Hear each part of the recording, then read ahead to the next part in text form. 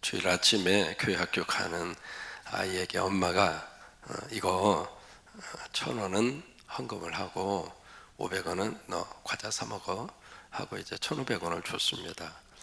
그래서 아이가 그걸 딱 받아가지고 교회 학교 갔죠. 갔다 온 다음에 엄마가 너 헌금했어? 했어. 얼마 했는데? 500원. 아니 1,000원 하라고 내가 1,000원짜리도 줬잖아. 그리고 500원은 과자 사 먹고.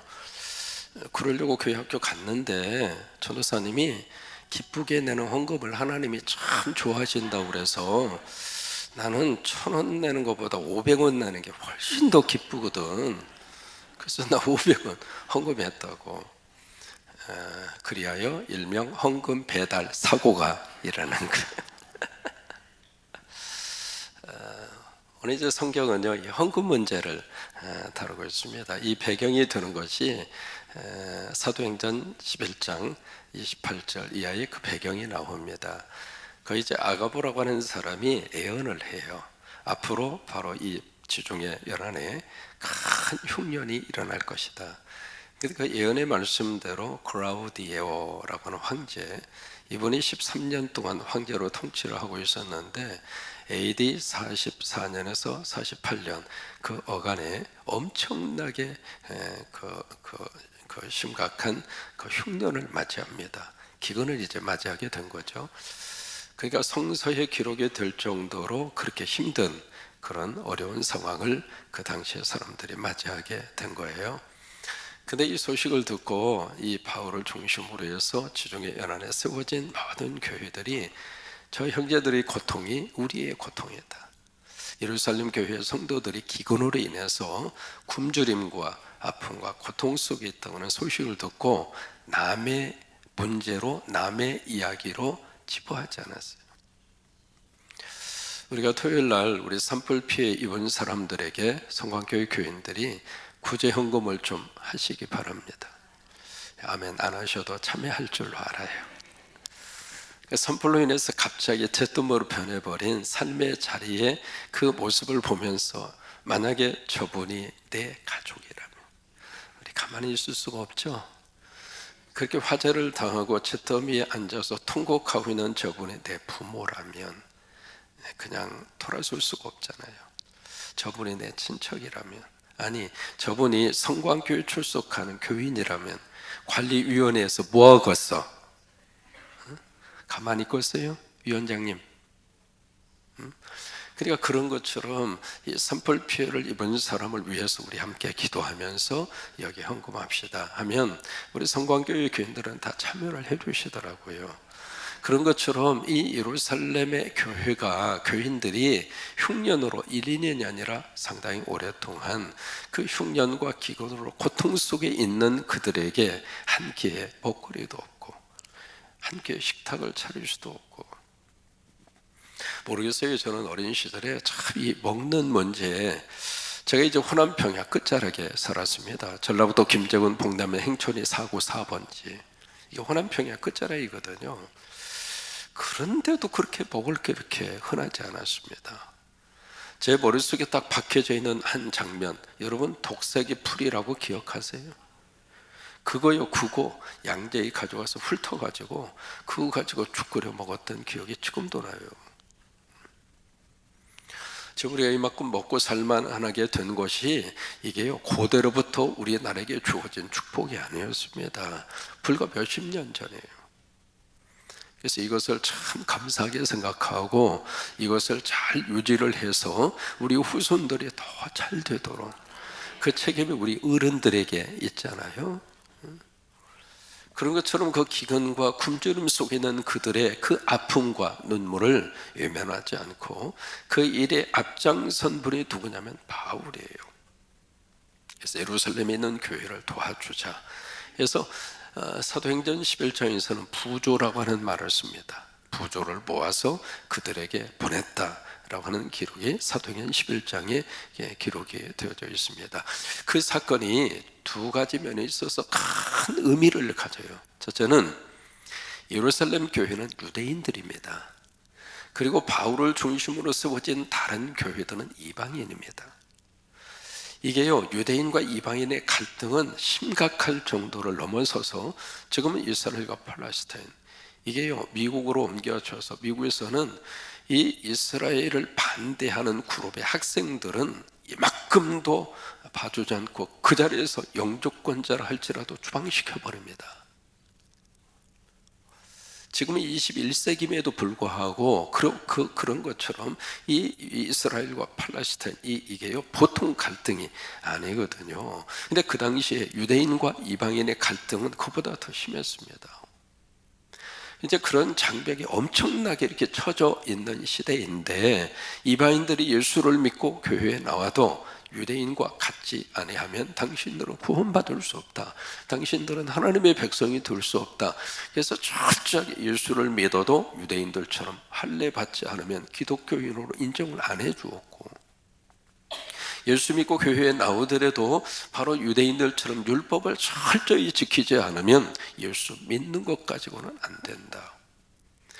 그런 주장과 그런 생각을 가지고 있었던 그룹이 유대인들입니다. 그러니까 유대인들 중심으로 이루어진 그 예루살렘 교회가 어려움을 당했다고 하는 소식을 듣고 이방 교회들이 마음을 여는 겁니다. 그리고 호주머니를 여는 거예요. 그래서 이 헌금의 이 문제는요, 유대인과 이방인의 갈등의 벽을 허무를 수 있는 계기가 됐어요. 또 하나는 이 헌금의 이 문제가 바로 그들에게 호주머니가 열리고, 그리고 물질을 그들과 함께 나누는 물질 나눔의 단추가 됐습니다. 여러분, 호주머니가 열리는 것은 쉬운 일이 아닙니다. 여러분, 모든 사람들에게 호주머니가 열립니까? 아니에요. 마음이 열리지 않으면 호주머니가 열리지 않습니다. 물질이 많고 조금을 떠나서 내가 누군가에게 작은 거라도 베풀어 줄 수 있다고 하는 것은 이미 내 마음이 열린 거예요. 여러분, 그 은혜가 임하실 수 있기를 바랍니다. 마음이 열려야 작은 액수이든 큰 액수이든 그에게 물질을 줄 수 있거든요.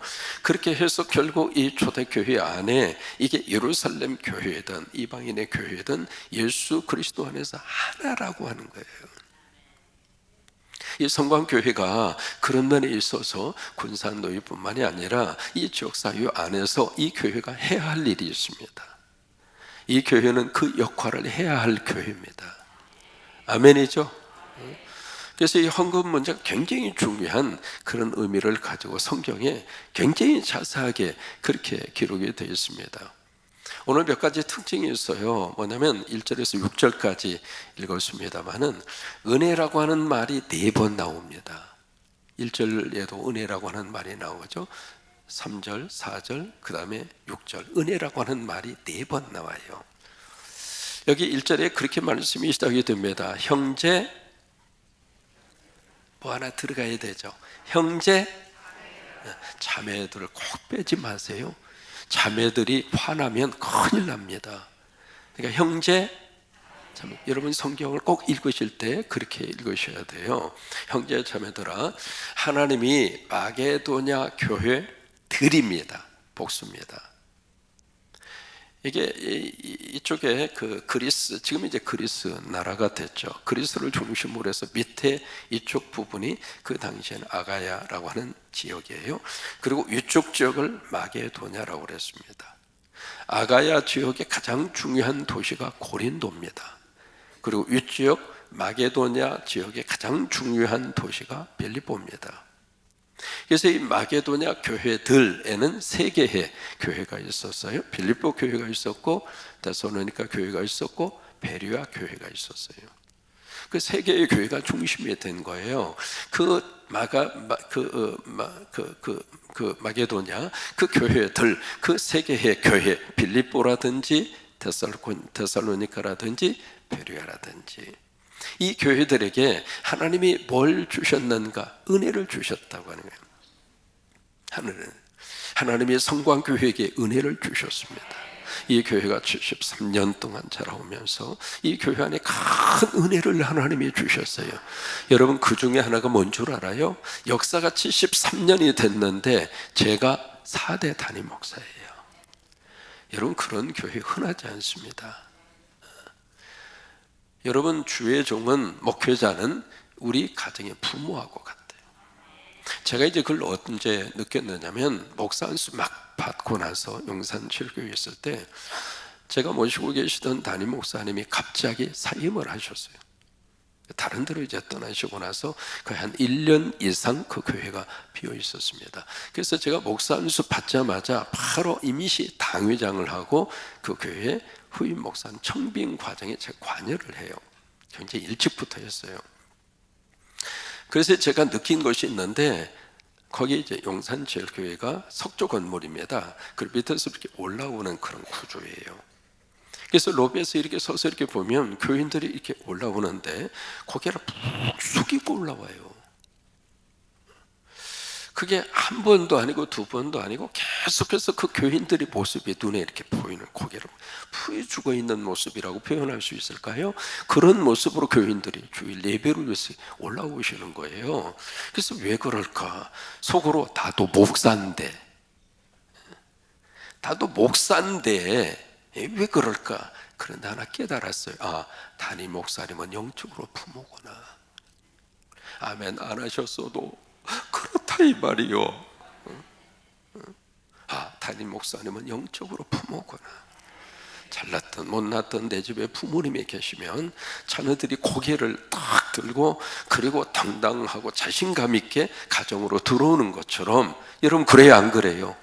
집에 엄마가 있고 아빠가 있으면 그냥 옷에 흙이 묻었던 안 묻었던 아마 그러면서 그냥 이 세상의 최고의 장군이 집으로 들어오는 것처럼 그냥 그렇게 활기차게 집으로 오는 것처럼. 그런데 엄마 하고 문을 열었는데 엄마가 없어.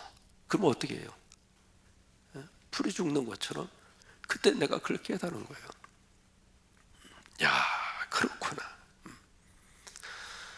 그러니까 이 성광교회는요, 이 담임 목사님들이 1년, 2년 하고 부모를 바꿨다고 생각해봐. 자녀들이 제정신일까요? 아니에요. 그러면 안 돼요. 어느 교회 보면 모셨다가 조금 이렇게 지난 다음에 이게 마음에 맞을 수도 있고 안 맞을 수도 있고, 여러분 그래요 안 그래요? 자기도 자기 마음에 안 들어서 가슴을 치잖아요. 내가 왜 이럴까? 내가 왜 그래요? 왜 그래요? 마음에 안 드니까 그런 거 아니겠어요? 그렇다고 자꾸 이렇게 담임 목사를 바꾸기 시작하면 어떻게 되겠어요? 근데 성광교회는 73년의 역사가 진행이 되는 동안에 제가 몇 대? 4대예요.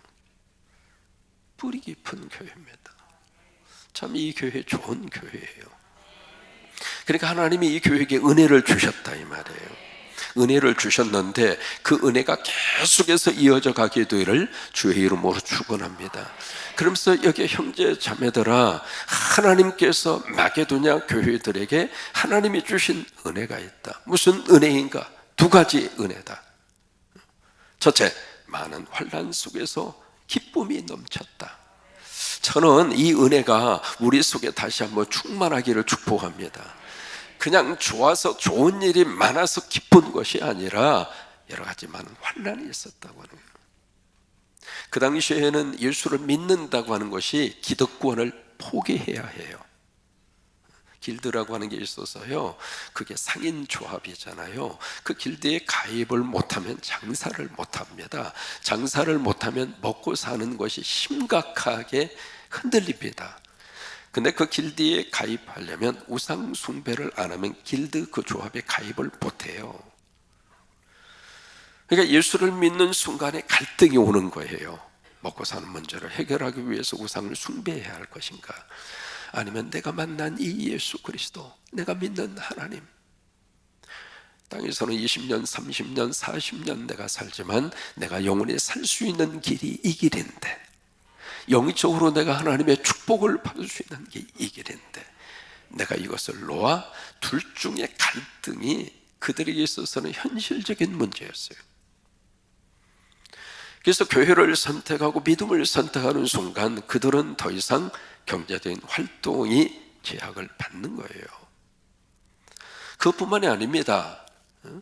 전체 공동체 이 모두가 다 어떤 우상을 섬기고 있는데 그 속에서 교회로 나가는 순간 친척으로부터 가족으로부터 왕따를 당합니다. 이게 그들의 현실이에요. 그래서 여러 가지 많은 환난 속에서 그들이 있었는데, 그들 속에, 그런 속에서 이 기쁨이 넘친 거예요. 넘쳤다고 하는 말을 영어로 overflowing, 막 흘러 넘친 거예요. 그것을 성경에서는 뭐라고 이야기하는가? 충만이라고 그래요. 이 컵에다가 물을 채웁니다. 물을 채우는데 지금 넘칩니까? 계속해서 물을 부어요. 물을 부으면 나중에는 이 컵 안에 물을 더 이상 담을 수가 없어요. 그 정도로 양이 많아지면, 그러면 계속해서 물이 부어지고 부어지면 처음에는 컵 속에 물이 있어요. 근데 계속해서 부으면 거꾸로 됩니다. 물 속에 컵이 있어요. 그죠? 원리가 그래요. 그러니까 이게 현실적으로는 참 여러 가지 환난이 있었고 어려움이 있었지만은, 그냥 하나님이 은혜 주셔서 기쁨으로 부어주고, 기쁨으로 부어주고, 기쁨으로 부어주고, 기쁨으로 부어주고, 다 아멘 할 때까지 기쁨으로 부어주고, 그러다 보니까 이 기쁨 속에 내가 들어가 있는 거예요. 이게 충만입니다. 이 은혜가 이 마게도냐 교회들 속에 하나님이 주시더라, 이 말이에요. 여러분의 삶 속에 지금 기쁨이 있습니까? 매일매일 웃고 삽니까? 우리가 이 영성을 다시 회복했으면 좋겠어요. 환난 속에서도 하나님의 은혜를 받아서, 내가 예수를 먹었기에 내 인생 오늘 하루를 살아가는 동안에 나 행복하게 살리라. 오늘 하루 살게 해주신 이 하나님 안에서 나 기쁘게 살리라. 하나님이 준비해 주신 이 가정 부부로 만나게 하시고, 하나님의 자녀를 선물로 주시고, 그 안에서 서로가 서로를 의지하고 서로가 밀어주고 당겨주며, 그래서 하나님이 주시는 이 은혜를 받아서 그 안에 기쁨이 넘치도록. 아멘이죠? 저는 가끔 그래요. 여러분 앞에서 재롱 떠는 이유가 있습니다. 기쁨이 오자 알아라까고, 우리가 이거 회복해야 할 문제예요. 두 번째, 이 마게도냐 교회들에게 하나님이 무슨 은혜를 주셨는가? 극심한 가난 속에서, 그냥 가난이 아닙니다. 극심한 가난입니다. 그 속에서 하나님 앞에 연보를 바치는데, 이 연보가 차고 넘치도록 바쳤다고 하는 거예요. 여러분이 이 설교를 들으시면서 저 참목사가 헌금 많이 하라고 지금 저 본문을 가지고 우리에게 말씀을 하는구나, 만약에 그렇게 생각하고 이 설교를 들으신다면 여러분들이 이 말씀의 의미를 하나밖에 모르는 거예요. 여기에 극심한 가난입니다. 헌금 드릴 돈이 없습니다. 내가 뭔가 드리고 싶은 마음은 간절한데 드릴 수 없는 그 사람들의 마음과 생각을 여러분 아십니까? 그 마게도냐 교회들이 그랬어요. 근데 그런 속에서 어떻게 하나님께서 은혜를 받아서 그들이 극심한 가난 속에서 주님 앞에 드려진 이 헌금이 넘치도록 풍성한 헌금을 바치더라, 이 말이에요. 왜 그럴까? 그게 은혜라고 하는 거예요. 여러분, 헌금은 재정적인 능력이 아니라 은혜입니다. 내가 지금 하나님 앞에 헌금을 할 수 있다고 하는 것은 은혜입니다. 여러분들이 많이 드리든 적게 드리든 그 목사고 누구고 그 하나도 관심 둘 필요가 없습니다. 바로 하나님이 나에게 은혜를 주셔서 그 은혜 때문에 내가 헌금을 드리는 거예요. 이 새벽에도 총징후를 하시면서 새총 감사헌금을 드리는 분들, 거기에 깨알같은 글씨로 벌써 그것을 준비하고 그것을 쓰면서 이미 하나님이 은혜 주신 거예요. 제가 이 교회 목회하면서 우리 사모가 저기 있습니다마는 감사한 중에 하나가 두 개가 있습니다. 첫째는 제 옆에 비서실장님으로 와서 앉아 계셔 주시는 거, 참 제가 거기에 감사합니다. 제가 여기 와서 모든 교실의 문을 투명 유리창으로 다 바꿔버렸습니다. 미국에서는요, 밀폐된 공간에 밖에서 안을 들여다 볼 수 있도록 해야 되는 규정이 있습니다. 왜냐하면 밀폐된 공간에 남녀가 함께 있으면은 누구든지 다 유혹을 받아요. 그래서 교회 같은 공공의 시설에서는요, 밀폐된 공간을 최대한으로 없앱니다. 그래서 유리창을 그렇게 바꾼 거예요. 이제 지나가면서 다 보잖아요. 그죠? 지나가다 이렇게 투명 유리창이니까 이렇게 보면 안에서 뭐 하는지 다 보이잖아요. 지나가다가 당회실 이렇게 보면 장로님들 거기서 뭐 하는지 다 보여. 지나가다 제 방도 딱 보면 제 방에 누가 와서 있는지 없는지 다 알잖아요. 투명 유리창으로 그래서 바꾼 거예요. 그리고 제 옆에 비서실장 자리를 다 준비해서 잘했죠. 또 하나 감사한 것은 성도들의 이름을 한 사람도 빠지지 않고 하나님 앞에 헌금과 함께 그 이름을 올려 바쳐 드리는 거. 지금 이제 오른손이 다쳐가지고 지금 못했어요. 못했는데 이제 완쾌되면 또 하세요. 제가 처음에 몇 번 하고 끝나는 줄 알았어요. 근데 각 부서마다 여기 와서 찬양하잖아요. 예를 들면 국내 선교위원이 찬양하면 찬양하는 그분들의 명단을 쭉 써서 하나님 앞에 바쳐요. 교역자들이 찬양을 하면 저하고 함께 지냈던 모든 교역자들의 이름, 아기까지 전부 다 결혼했으면 사유까지 해서 그 이름을 하나님 앞에 올려줘요. 연말이 되면 성광교회에 속한 등록한 모든 교인들 아이들까지 해서 한 3,000명이 됩니다. 그 이름을 다 기록을 해서 하나님 앞에 올려드립니다. 참 하나님의 은혜죠. 그렇죠? 여러분 그 마음까지라도 누가 줬을까요? 하나님이 주신 거란 말이에요. 그러니까 뭔가 할 수 있다고 하는 것은 내 의지가 아닙니다. 의지를 통해서 내가 하는 것 같지만 거기 하나님의 은혜가 있어요. 이 쉐키나 위에 하나님의 은혜가 있어서 계속 이 새벽에 나와서 오늘 참 멋진 머플러를 쫙 두르고 이게 딱 두르고 하니까 또 폼이 나요. 내가 헌금할 수 있다는 자체도 은혜라고 하는 거예요. 액수를 떠나서 내가 하나님 앞에 드릴 수 있다고 하는 이 자체가 하나님이 주신 은혜구나. 여러분 앞으로도 많이 은혜 받으셔서 이 은혜를 교회가 혼자만 그 은혜를 간직하고 교회 혼자만 그 은혜를 쓰는 공동체가 되면 안 돼요. 교회는요, 하나님의 은혜를 받은 성도들이 바치는 헌금을 교회는 또다시 하나님의 은혜로 세상으로 흘러보내야 돼요. 그래야 여기에 하나님의 복이 있습니다. 그래야 여기 이 교회를 섬기는 성도들에게 하나님의 축복을 허락을 해 주십니다. 그래요. 근데 여기에 성경에는 연보라고 나옵니다. 근데 우리는 뭐라고 이야기하죠? 헌금이라고 그래요.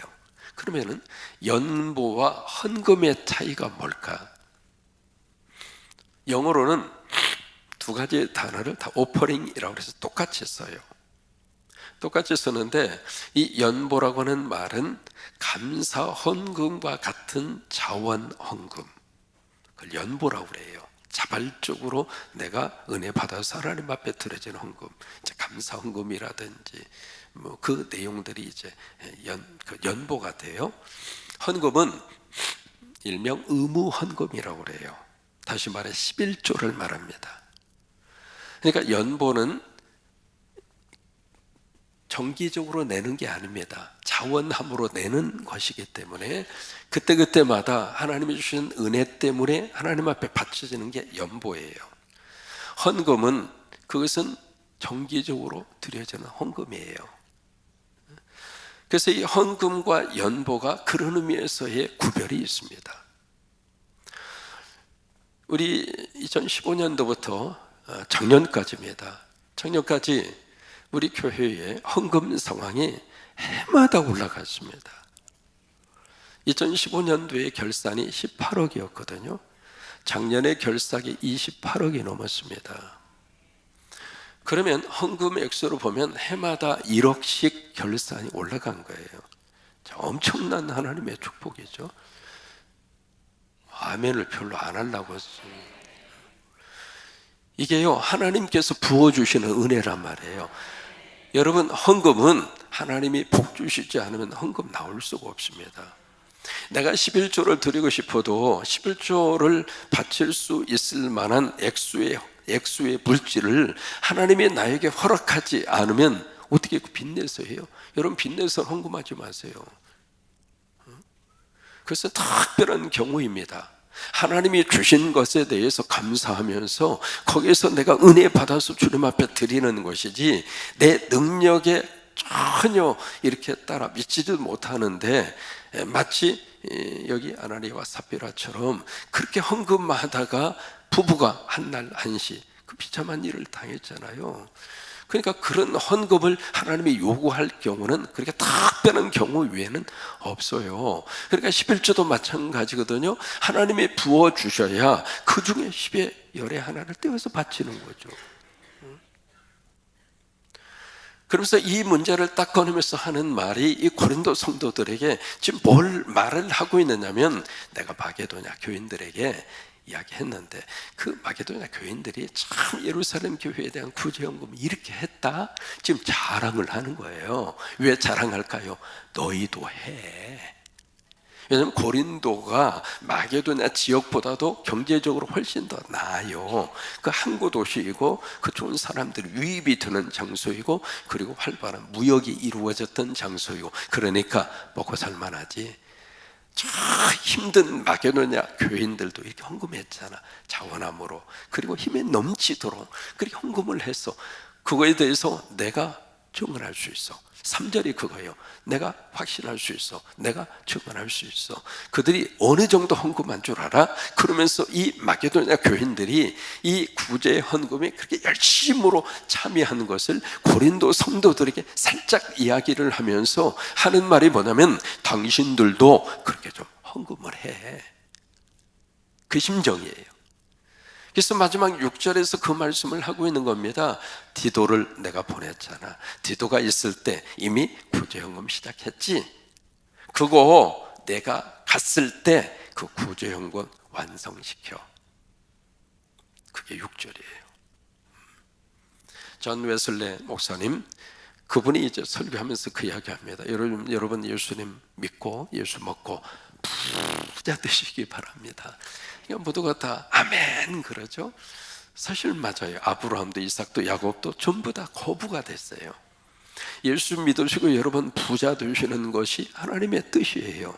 예수 믿고 잘 사는 것이 하나님의 뜻이에요. 예수 믿고 그렇게 되시기를 축복합니다. 예수 믿고 사업도 열리시고, 예수 믿고 하는 일도 잘 되시고, 예수 믿고 우리 자녀들도 잘 하나님이 잘하도록 복을 내려 주시고, 예수 믿고 가정에서 하고 있는 일들이 은혜 가운데 잘 풀어지고, 우리 성광교회 대기업의 사업가도 나오고, 성광교회 굵직한 하나님이 쓰시는 경제인도 나오고, 여러분 그러면 교회가 더 힘있게 하나님이 일을 할 수 있잖아요. 그러니까 웨슬레 목사님이 예수 믿고 예수 먹고 여러분 다 부자가 되시고, 이 한국이 예수 믿고 이게 경제 10위권까지 올라갔잖아요. 그죠? 그런 것처럼 예수 먹고 예수 믿고 여러분 부자 되십시오. 그러니까 교인들이 아멘 합니다. 그래서 두 번째, 여러분 예수 믿고 예수 먹고 그 부를 잘 저축하십시오. 여러분 돈은 계속 들어오는 게 아닙니다. 7년 흉년을 위하여 7년 풍년대에 저축하셔야 합니다. 그래야 7년 흉년을 잘 이끌어갈 수 있습니다. 계속해서 이 풍년이 내 일생 동안 죽을 때까지 풍년이 되리라 착각하는 사람들은 나이 들어서 참 힘들게 삽니다. 7년 풍년과 7년 흉년이 주기적으로 온다고 하는 것을 늘 기억하시고, 여유 있을 때 조금씩 아끼시고, 덜 먹고 덜 쓰고 덜 소비하고, 홈쇼핑 볼 때 사고 싶어도 3개 사고 싶은 거 하나만 사고 줄이셔야 돼요. 아셨죠? 그래서 예수 믿고 예수 먹고 저축하시라 그 말이에요. 그리고 세 번째로, 예수님 믿고 예수님 먹고 여러분 세상을 위하여 그 물질 흘러 보내십시오. 그렇게 설교를 하니까 첫 번째, 두 번째는 아멘이 하늘 꼭대기까지 올라갔는데, 세 번째는 조용하더래요. 여러분 예수님의 이름으로 흘러 보내야, 그래야 하나님의 축복이 있습니다. 따라서 한번 하실까요? 내가 낸 헌금 내 입으로 들어가지 말자. 내가 헌금하고 내가 먹어버리면 하나님이 무슨 복을 줍니까? 그래 안 그래요? 교인들이 열심으로 헌금하고 그 헌금한 거 가지고 교회 안에서 이거 쓰고 저거 쓰고 저거 쓰고 이거 쓰고 교회 운영하고 그것으로만 끝나버리면 그 교회에게 하나님이 무슨 복 줘요? 그래서 예수님의 이름으로 흘러가는 게 많아야, 그래야 그 교회에게 하나님이 복을 내려주세요. 십자가를 볼 때마다 참 감사해요. 136개, 다음 주는 137개 완성이 돼요. 참 예쁘게 지어졌습니다. 십자가 하나하나마다 눈물이 있잖아요. 감정이 있잖아요. 또 하나 헌금이 있잖아요. 우리가 이 세상 살다가 가요. 아무것도 가져가지 못해요. 알고 있습니다. 그래도 끝까지 우리가 붙들고 싶은 거예요. 왜? 노년에 내가 무슨 병이 걸릴지 모르니까 이해는 해요. 그러면서 또 하나, 우리가 이 세상 살다가 가는데 뭔가 하나 하나님 앞에서 우리 자녀들에게 영적 유산을 남긴다면 전 십자가라고 생각해요. 여러분, 십자가에서 딱 완성해서 액자를 만들어 드리거든요. 그러니까 아이들에게 내가 이렇게 십자가 세우고 간다. 그러면 그것을 바라보는 우리 후손들의 입장으로서는 그게 하나의 신앙의 너무 귀한 유산이 되는 거예요. 유산이 돼. 그리고 그것으로 끝나지 않습니다. 여기 성도의 교제라고 하는 게 나오잖아요. 4절 5절 말씀에. 그게 바로 뭐냐면 헌금을 하고 헌금만 보내고 끝난 것이 아니라 헌금을 받은 그 교회와 이 마게도냐 교회들이 서로 교제가 이루어진다 이 말이에요. 우리가 십자가를 세우고 그것으로 끝나는 것이 아니라 그 교회와 십자가를 세운 분이 계속 교제가 이루어지는 거예요. 저는 그렇게 기도합니다. 여러분들이 세우신 십자가가 여러분 후손들에게 어떤 복으로 임할지 누가 압니까? 여러분들이 세우신 그 십자가에서 신앙생활하는 분이 여러분 자녀손들 세대에 어떤 모습으로 어떻게 만날지 누가 합니까? 사람 모르는 거예요. 안 그래요? 그 교회에서 신앙생활 하면서 그 교회에서 한국에 오는 어느 한 교회에 누가 이렇게 해줬는데 그게 머릿속에 덜 고맙고 감사한 마음으로 이렇게 교회당 지어줘서 태풍으로 교회당이 폭삭 주저앉아 버렸는데, 그런데 이 교회를 이렇게 세워주셔서 여기서 하나님 앞에 기도하고 그래서 거기서 예수 믿고 복받아서 좋은 그 나라의 위대한 지도자가 나왔어요. 지도자가 나왔는데 이분이 한국에서 온 어느 분하고 이야기를 하다가 서로 이야기하다가 그분이 이분이었다, 후손이었다. 세상에 사람이 그런 거예요. 그래요. 영적 멋진 유산 그거예요. 여러분 예수 믿으셔서 물질의 복도 많이 받으세요. 그래서 하나님 앞에 크게 기도하세요. 하나님, 내가 이 교회에서 11조 가장 많이 하게 해주세요. 여러분, 거룩한 욕심은 좋아요. 하나님 앞에 큰 욕심 가지고 내 대에 안 되면 내 후손 대에라도 하나님 그렇게 우리 가정과 후손들을 들어 써주세요. 그리고 그 물질이 나만 위해서 쓰지 마시고 하나님의 이름으로 거룩한 은혜로 이 물질을 많이 흘러보내서 여러분에게만 말씀드리는 것이 아니라 이 교회가, 이 성광교회가 교인들에게만 그렇게 헌금하라고 그러고 교인들에게만 그렇게 신앙생활하라고 하고 끝나면 안 돼요. 교회가 그렇게 해야 돼요. 교회가 교인들에 앞서서 예수님의 이름으로 더 많이 흘러보내고 그래서 여러분 이번 토요일 날 산불 피해 입은 분들 위해서 구제헌금 할 거예요. 여러분들이 마음과 정성을 다하셔서 액수를 떠나서 다 참여하세요. 작은 액수라도 괜찮아요. 어떤 은혜든지 괜찮아요. 은혜는 은혜 자체로서 의미가 있는 거예요. 그러니까 다 참여하셔서 이번에 모아지는 그 액수는 우리 김관영 장로님을 통해서 지난번에 정읍 쪽에 할머니 이야기 잠깐 해드렸잖아요. 이제 그분 가정을 방문을 하든지 어떤 모습을 통해서라도 구체적으로 작은 힘이 돼줄 수 있도록 그렇게 전달을 하려고 그래요. 그래서 토요일 날 꼭 기억해 해 주시게 되기를 바랍니다. 아셨죠? 예, 헌금 배달 사고 나도 괜찮아요. 어쨌든 주님 앞에 은혜 받는 것을 주님 앞에 드리는 시간이니까 그렇게 기억을 해 주시면 고맙겠습니다. 같이 우리